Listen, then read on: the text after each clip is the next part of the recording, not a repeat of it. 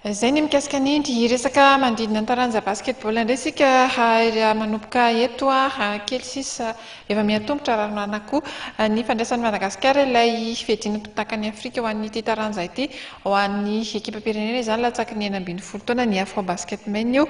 Mialohan'izay nefa ary manodidina ny fifaninanana io dia misy ireo hetsika maro isan-karazany izay karakaraina avy amin'ny federasiona mba hanetanana ny rehetra amin'ny fandraisan'ny malagasy an'izay hetsika goavana izay nosokafana tamin'ny fomba ofisialy omaly ary teny amin'ny kianja teny Ambodintsoro teny fifaninanana nomenana anarana hoe Afro Basket Tour 16 sy gasy.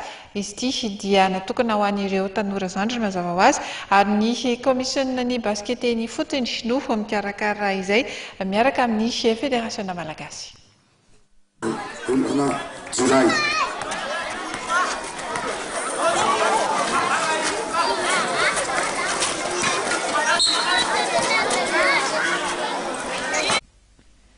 Fianana 5 vetrano nentina nanokatra ny fifaninanana Afro Basket 16 sy ny gasy teo amin'ny kianjana Ambodintsoro omaly sabotsy. Marihana fa ny komisiona manokana mikarakara ny basket ny fotony izay ao ambany fehin'ny federasiona no tompon'androka tamin'izao hetsika izao. Tanjona ho an'ny izy ireo ny fikarakarana fifaninana ho an'ny ankizy latsaky ny 12 taona avy amin'ireo kleba 12 eto an-drenivohitra izay anampinina sy ampahafantarina sahady ny hetsika Afro Basketmen latsaky ny 12 taona atao eto amintsika ny 20 jona ka hatramin'ny 7 jolay ho avy izao.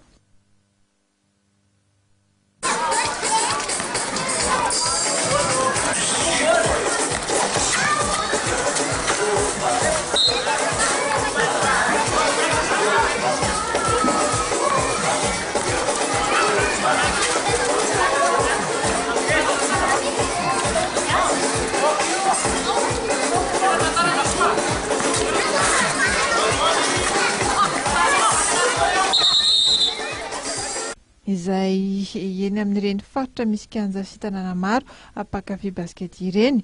Anisan'ny lalao misongadina indrindra tamin'izany ny fihaonana teo amin'ny ekipan'ny FBC sy ny AT2B. Tamin'izany no nivoan'ny ekipan'ny Andresoro reto miakanjo fotsy reto ho mpandresy tamin'isa 20 no 20.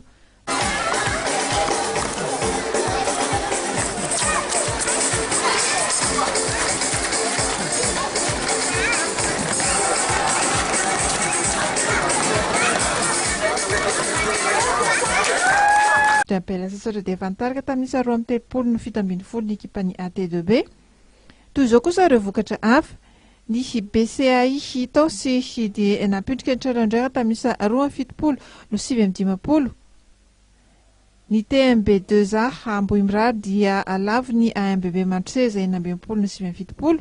Ny BCR dia nandresy ny Sofsay tamin'isa 17 no 15 ary ny Dream Team dia lavo ny Kosfa tamin'isa 10 no 20. Avy hatrany dia toy amin'ny sabotsy eny amin'ny kianjana Mbompomo ity Afro Basket Tour 16 gasy ity mialohan'ny hitetezan'ireo faritra hafa any aoriana.